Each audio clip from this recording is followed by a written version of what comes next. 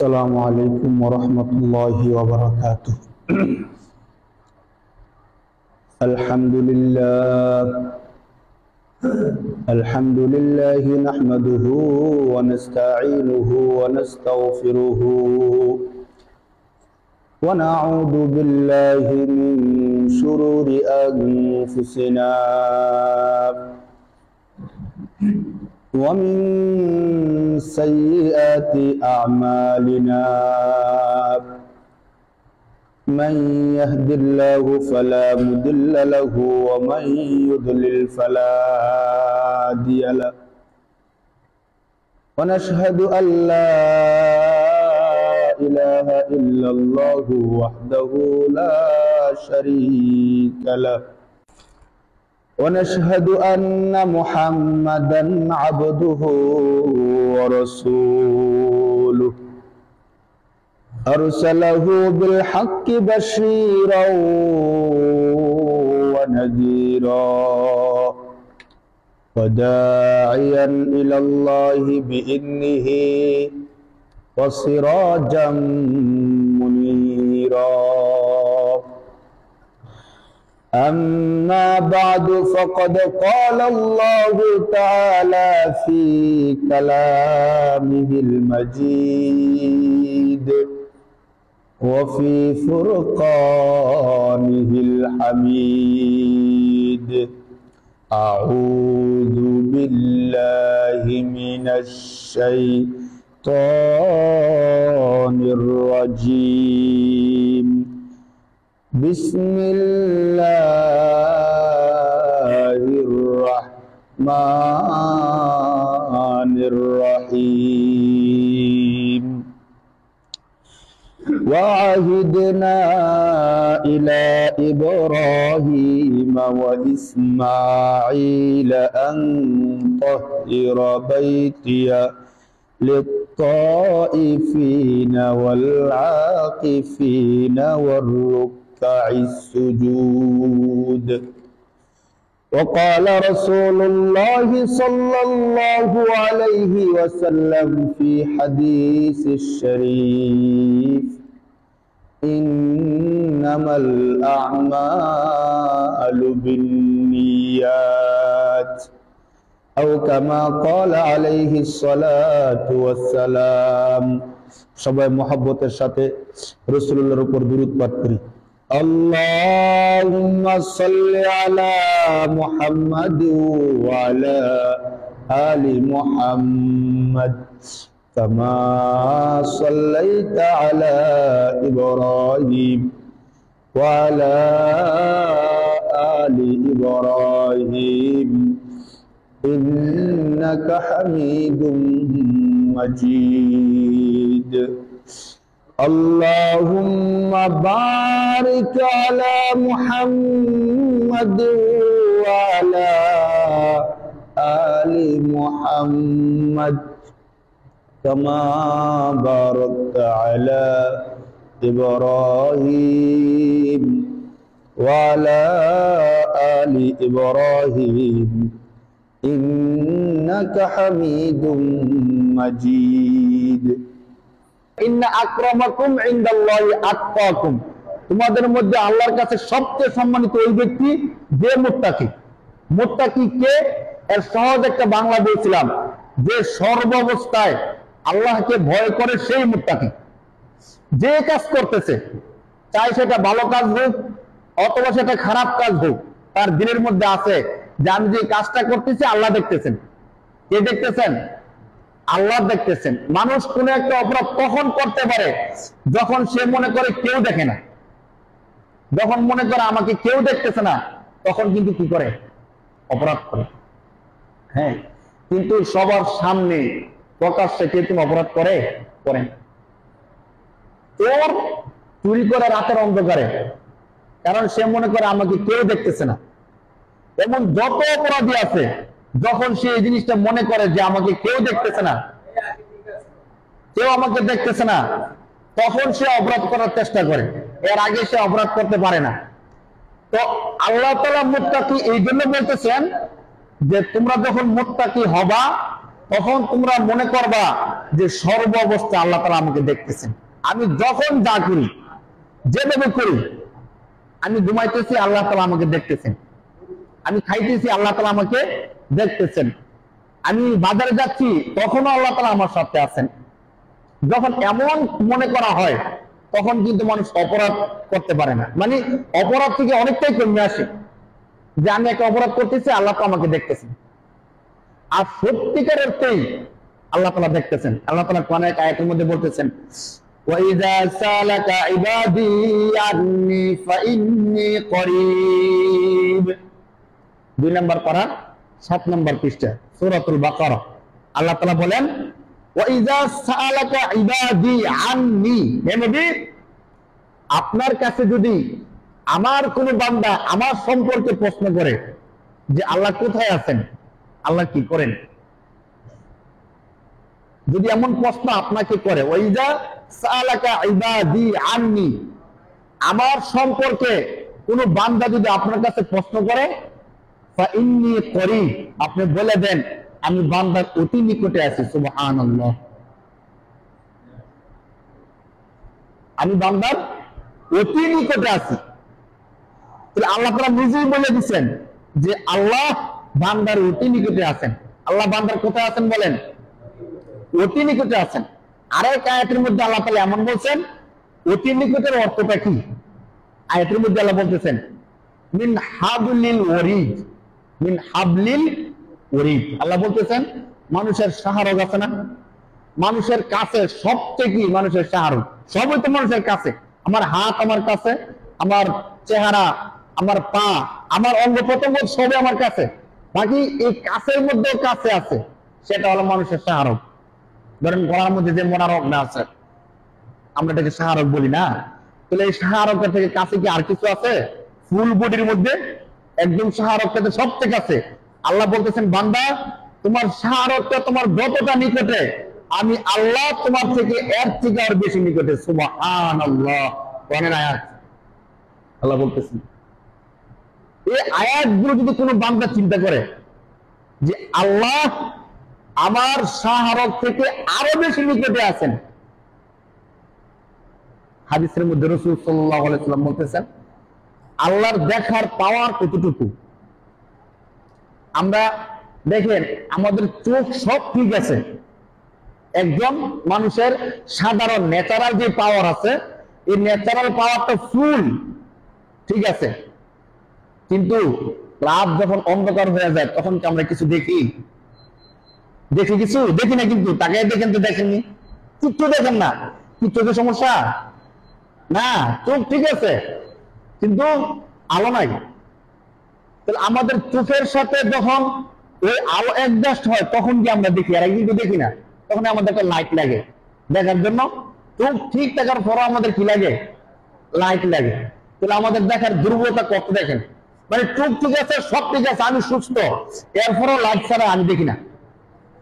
হাদিসের মধ্যে আছে, আল্লাহ রাসূল সাল্লাল্লাহু আলাইহি সাল্লাম বলেন, দেখো একদম আমাবস্যার ঘুটঘুটে অন্ধকারে, কঠিন বিদঘুটে অন্ধকার, এই অন্ধকারের মধ্যে কালো একটা পিপীলিকা হাঁটতেছে।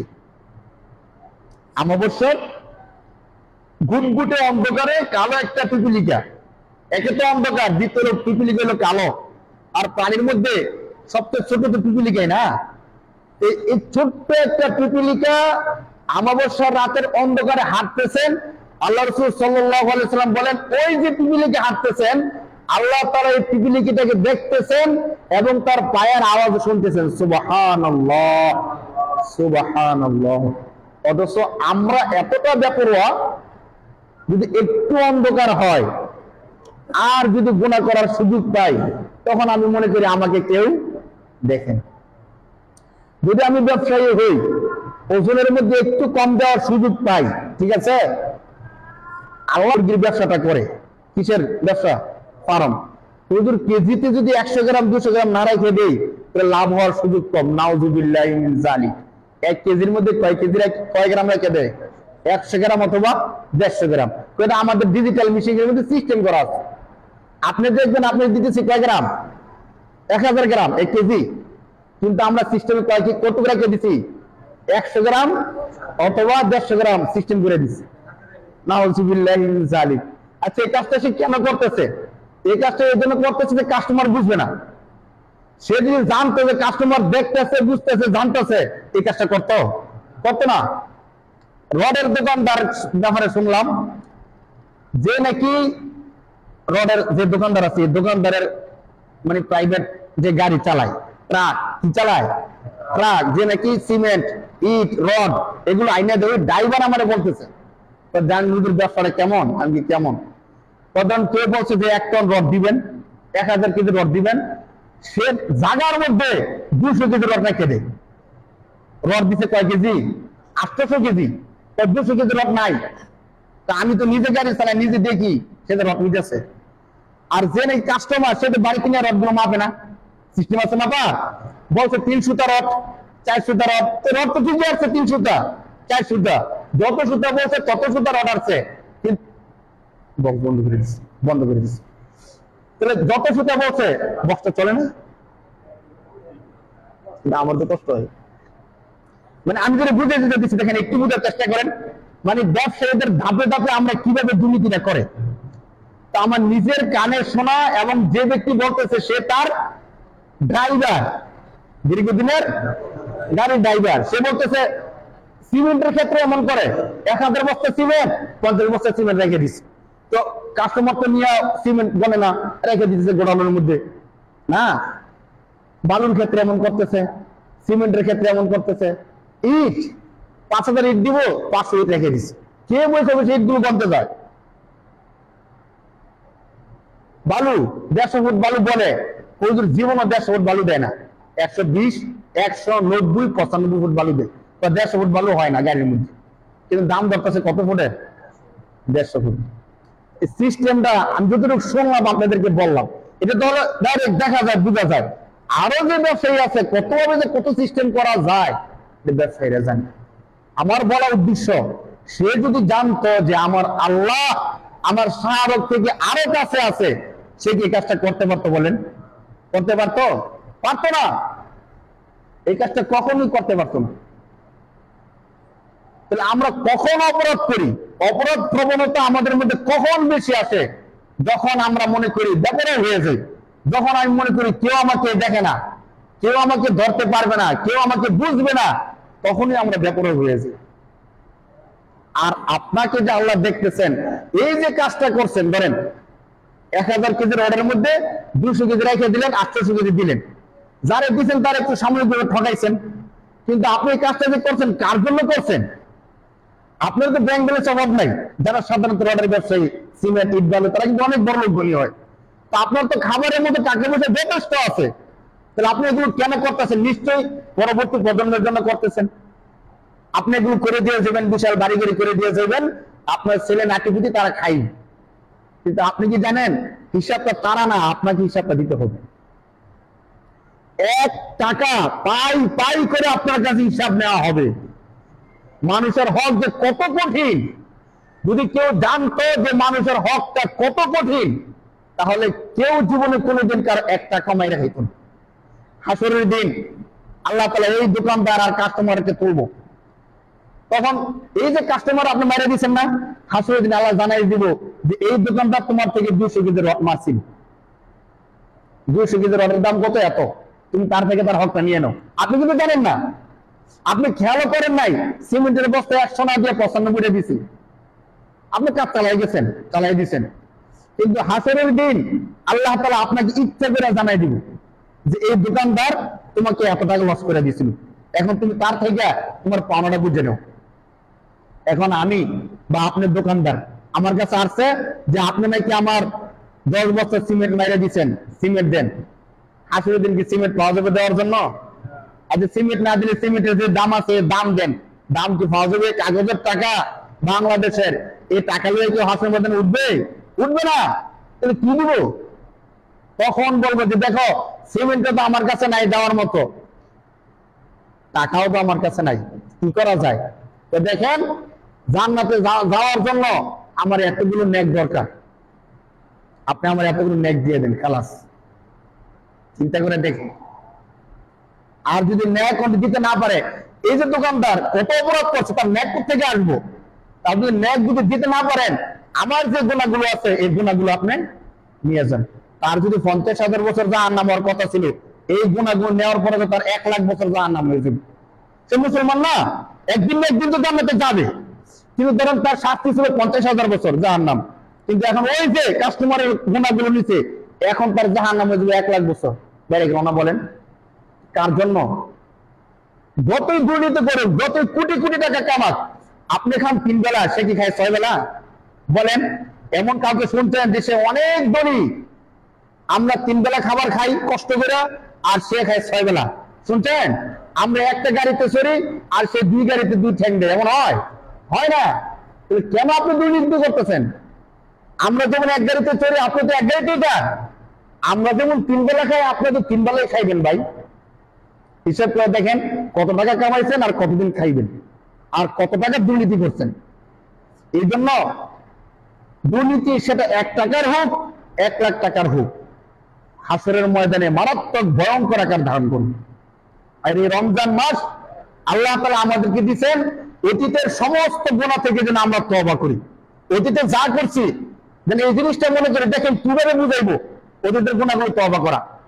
আমি সুস্থ মানুষ, খাইতে পারি, আমার ঘরে খানা আছে। একটা খেয়াল করেন একটা জিনিস, আমি কি মানুষ? সুস্থ মানুষ। খাবার খাওয়ার সমস্ত প্রসেস পদ্ধতি আমার কাছে আছে, আমার ঘরে খাবারও আছে। এখন আপনাদের সামনে খাবার দিলে খাবার খাইবেন? বলেন খাইবেন? খাবারও হালাল। খাবার কি? হালাল খাবার। আপনিও সুস্থ, সব কিছু ঠিক আছে, রান্না করে দিচ্ছে, কিন্তু আমাদের সামনে খাবার দিলে আমরা খাবো না। কেন? আল্লাহর নিষেধ। খাবারটা কেন খাবো না বলেন? খাবারটা নষ্ট, হারাম। কি আমি অসুস্থ? রুচি কম? সব ঠিক আছে, আমার রুচি একদম পারফেক্ট, আবার খাবারটা হালাল টাকায় কিনা রান্নাও করছে আমার ঘরের মানুষ, সব ঠিক আছে। এরপরও এখন যদি আমার সামনে অথবা আপনার সামনে খাবার এনে দেয়, কেউ খাইবো? বলেন খাইবো? খাইবো না। কেন খাইবো না বলেন তো? খাইতে কষ্ট হইতেছে না? আল্লাহ নিষেধ করছে। কেন খাবে না বলেন? আল্লাহ নিষেধ করছেন। এই রমজান মাস দিয়ে আল্লাহ বুঝাইতেছেন যে বান্দা, আমি নিষেধ করার কারণে তোমার পিপাসা আছে, সামনে পানি আছে, কিন্তু খাও না। হ্যাঁ, দোকানে পয়সা রয়েছ, চাইলে একটা চা বানায় দে, দোকানের মধ্যে পর্দা দিয়ে দিচ্ছে সুন্দর করে। হ্যাঁ, কোন সময় পর্দা টর্দা দেয় না। এখন রমজান মাস দোকানের সামনে কি দিয়ে দেয়? পর্দা দিয়ে দেয়। কয় কি পর্দা দিচ্ছেন কেন? কয় মানুষের সামনে খালি কেমন খারাপ দেখা যায় না, পর্দা দিয়ে দিয়ে পর্দার ভিতরে বসে খাইতে এর সহজ আর কি, আনিজি ফিল করে না। সবার সামনে খাইতে একটা আনিজি ফিল করে, নাউযুবিল্লাহি মিন যালিক। মানুষের সামনে খাইতে আনিজি ফিল করো, খারাপ লাগে, আল্লাহর সামনে খাইতেছে লজ্জা লাগে না? তো দেখেন, আল্লাহ তাআলা রমজান মাসটাকে এটাতে মুত্তাকি হওয়ার মাস, মানে গুনাহ ছাইড়া দেওয়ার মাস। কিভাবে? আমার প্রচন্ড পিপাসা আছে, সামনে পানি আছে, ইচ্ছা করলেই খাইতে পারি, কিন্তু খাই না। কেন খাই না বলেন? আল্লাহ নিষেধ করছেন। কে নিষেধ করছে? আমি যদি 1 গ্লাস পানি খাই দিলে কেউ দেখবো বলেন? কেউ বুঝবেন যে বুঝে পানি খেয়েছে? কিচ্ছু বুঝবে না। অনেক মানুষ এমন আছে, রোজা রাখলে যেমন দেখা যায়, না রাখলেও এমনই দেখা যায়, কোনো ডিফারেন্স নাই, কোনো পরিবর্তন নাই।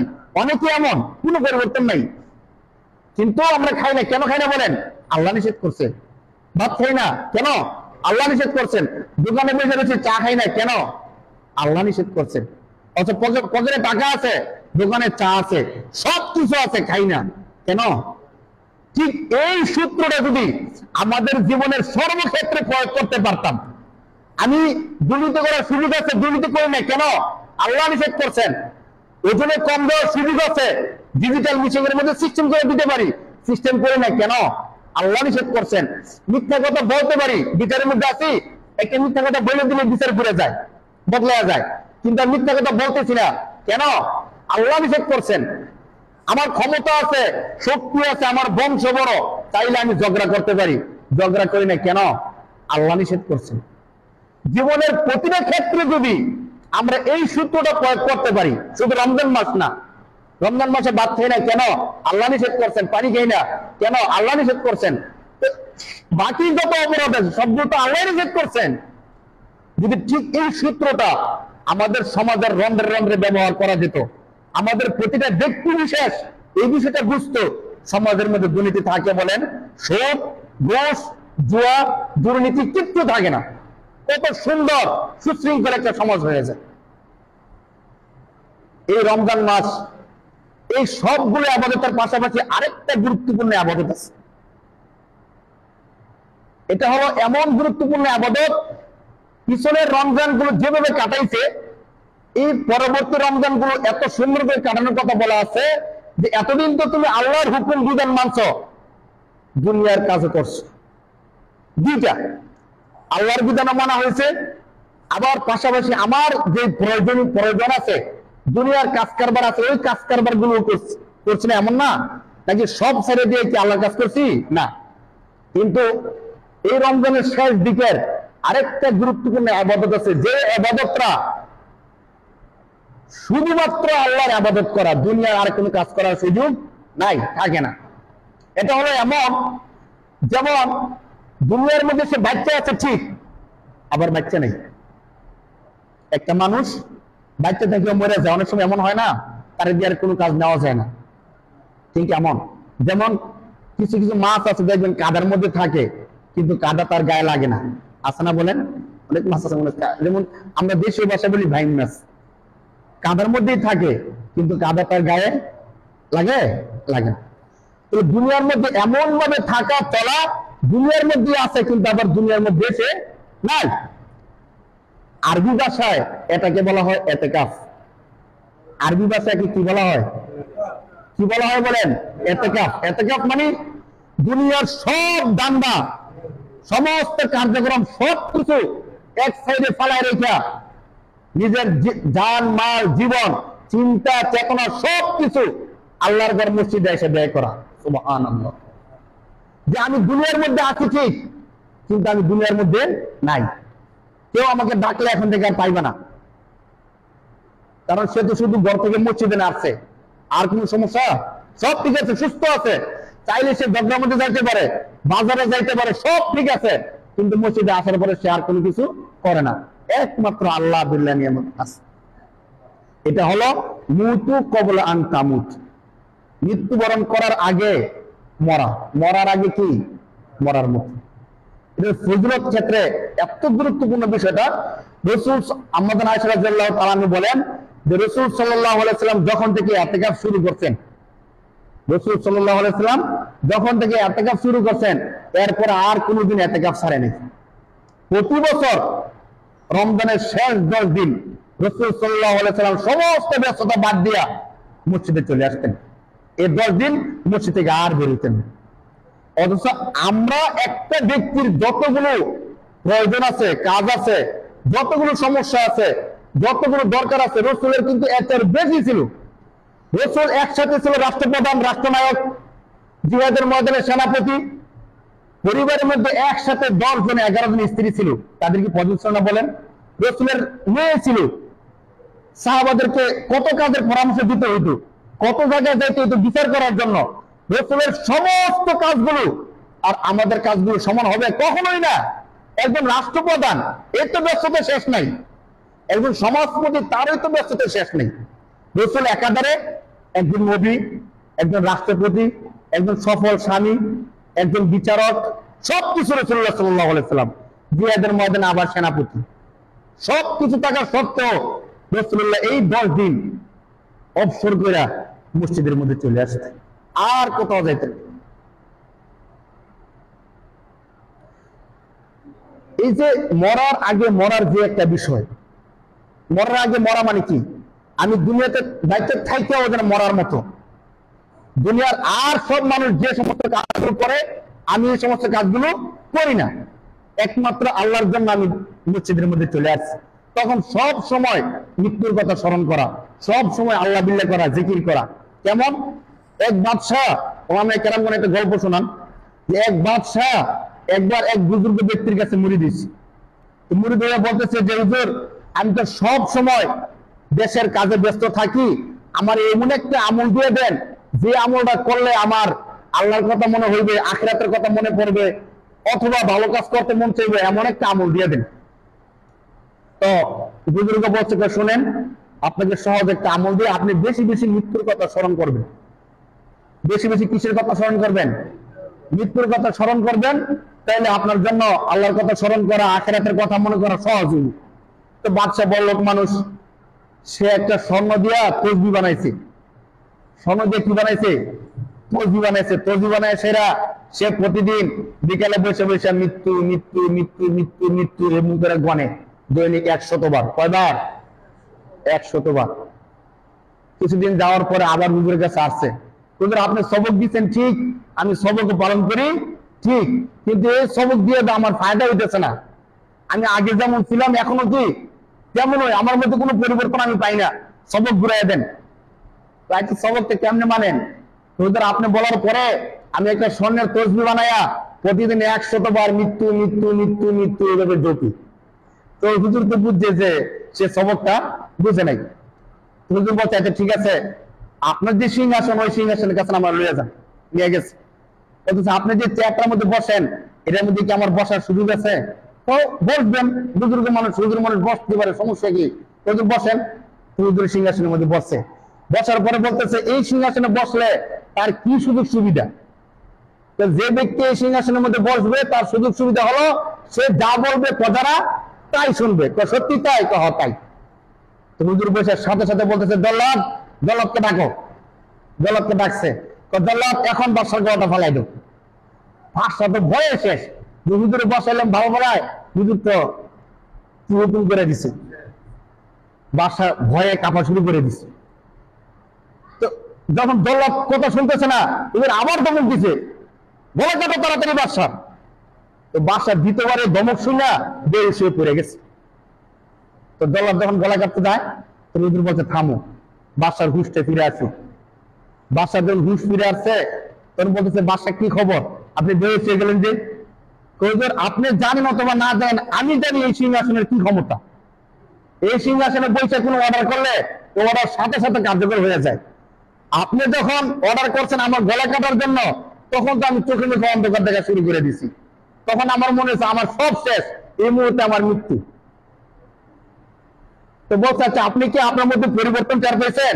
তো পরিবর্তন টের পাইছি মানে আমার জীবনের সব শেষ হয়ে গেছে। আমার একমাত্র মনে হয়েছে দুনিয়াতে আমার আর কিচ্ছু নাই, একমাত্র মৃত্যু আমার এখন সবকিছু। তো মূলত আপনাকে এই মৃত্যু স্মরণ করার কথা আপনাকে বলছিলাম। ওই স্বর্ণের গোড়া তসবি দিয়া মৃত্যু মৃত্যু মৃত্যু যদি 1,00,000 বছর গণেন কোনো কাজ হয় না, হবে না। তো আমাদেরকে তো একটা কাজটা এইভাবে করার কথা, যদি এমন ভাবে আমরা আল্লাহর কাজগুলো করতে পারি। অনেক সময় ওলামায়ে কেরাম বয়ানে বলে না যে বেশি বেশি মৃত্যুর কথা স্মরণ করবেন তাহলে আপনি খারাপ কাজ থেকে বিরত থাকবেন। তো আমরা অনেকের মনে প্রশ্ন থাকে, কই আমি তো অনেক মৃত্যুর কথা স্মরণ করি, আমার মধ্যে তো পরিবর্তন আসে না। ওই মৃত্যুর কথা স্মরণের মধ্যে আমাদের কি আছে? ডিফারেন্স আছে। তো ইতিকাফের যে বিষয়টা দেখেন হাদিসের মধ্যে আছে, রাসূল সাল্লাল্লাহু আলাইহি ওয়াসাল্লাম বলেছেন কোন ব্যক্তি যদি ইতিকাফ করে আল্লাহ তাআলা তার আমলনামার মধ্যে 2টা হজ এবং 2টা উমরা করার সমান সওয়াব দেন। সুবহানাল্লাহ। যাদের টাকা আছে তারা তো হজ করে উমরা করে, যাদের টাকা নাই তারা করতেই পারে না, 1 নাম্বার। আর যারা করতে পারে তাদের হজটা যে কবুল হয়েছে কোন গ্যারান্টি আছে? নাই।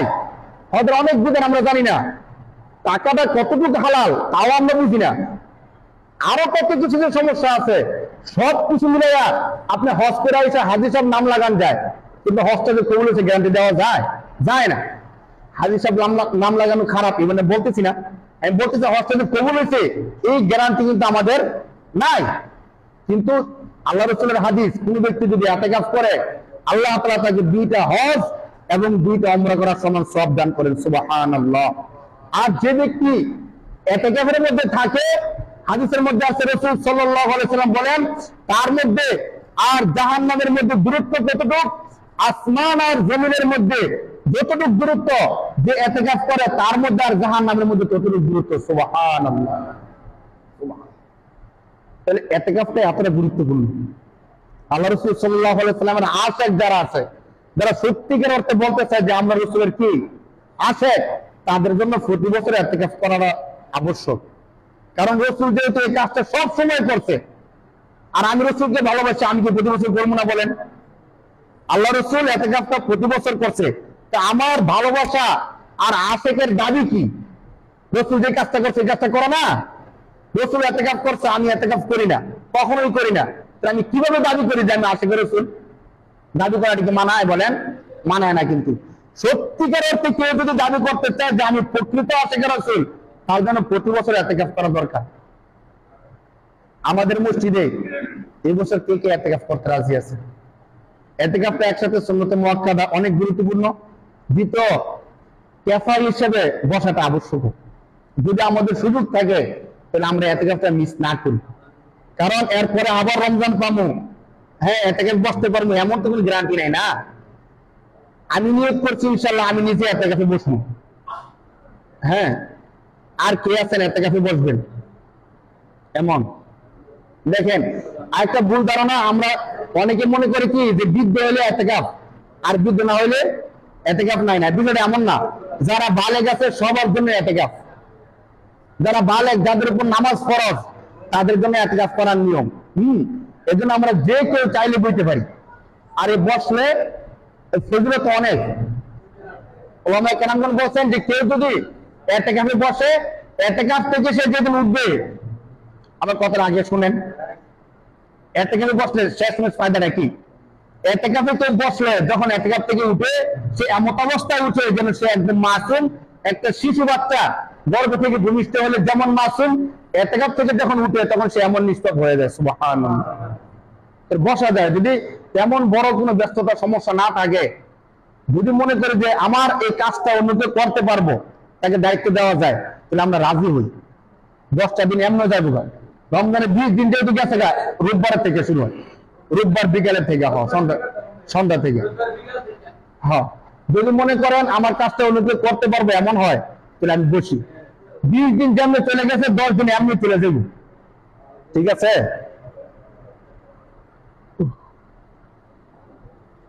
কি জাঙ্গি বের করবো নাকি? 3 নম্বর সাহেব, সমস্যা নেই, সময় আছে তো। আজকে শুক্রবার না, শনিবার রবিবার 2 দিন সময় আছে ভাবার। ভাবতে পারেন, ভাবেন, কোন সমস্যা নেই। আর আছে বলছে আমার একটু বসবো, তোমার বলি সমস্যা কি? 14 বসা যায়। আর কেউ নাই এটাকে বসবেন? জাহাঙ্গীর ভাই বুঝতে পারেন বেশি ব্যস্ততা?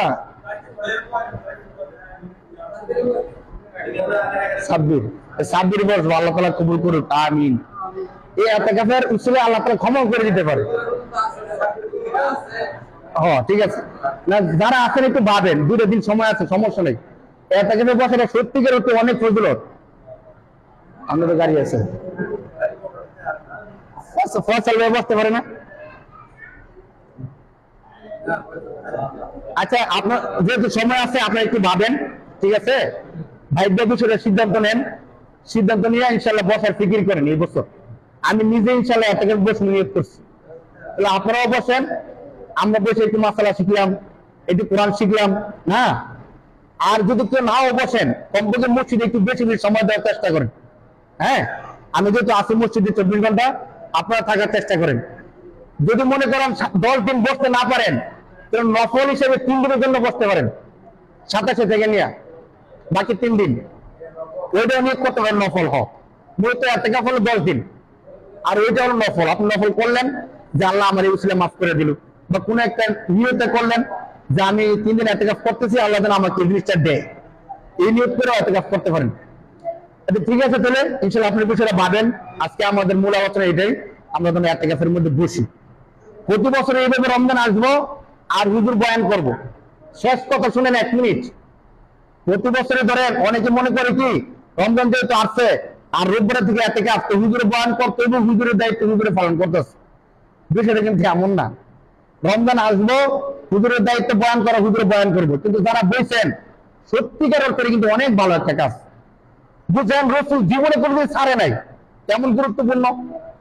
আর যদি আপনি এই নিয়ে তো বসেন যে আল্লাহ রসুল নিজে বসছে, আমি রসুলের অনুসরণ করতে গিয়ে আমি বসলাম, এই ভালোবাসার উসিলায় আপনি রসুলের শাফাত পাবেন 100%।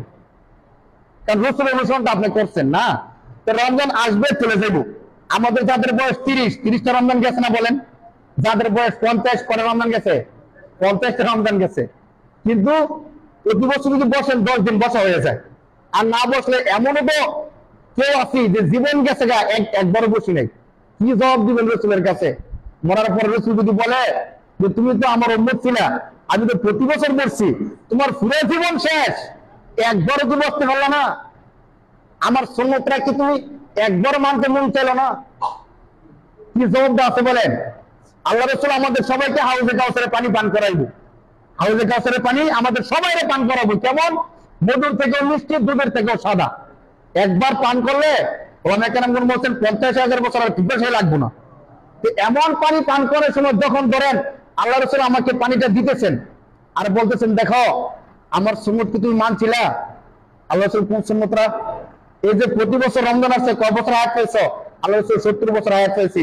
70 বছরে কোন এক বছরে কি রমজানের এত কিছু বলছিলা? না। 70টা রমজান পাইয়া একটা রমজানে তুমি আমার সুন্নতরা মানতে পারলা না, আর আজকে আছে তুমি হাউজে কাউসারের পানি পান করতা? কেমন লাগবে আপনি বলেন? কোন মুখে আল্লাহ রসুলের সামনে দাঁড়াবো? রসুলকে তো অনেক ভালোবাসি না? আল্লাহ তাআলা আমাদের সবাইকে তৌফিক দান করুক, আমিন।